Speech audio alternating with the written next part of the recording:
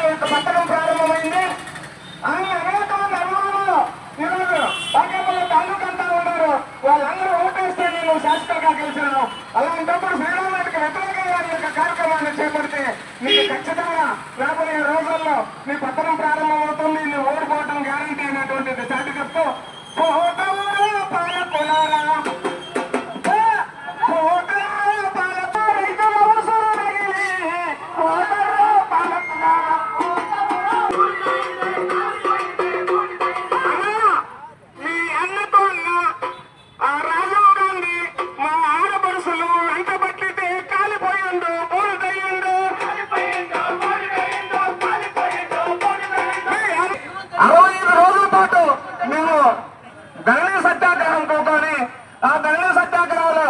Chitravati dam కట్టాలని పోరాటం చేసిన వాళ్ళు ఇక్కడ చాలా మంది ఉన్నారు.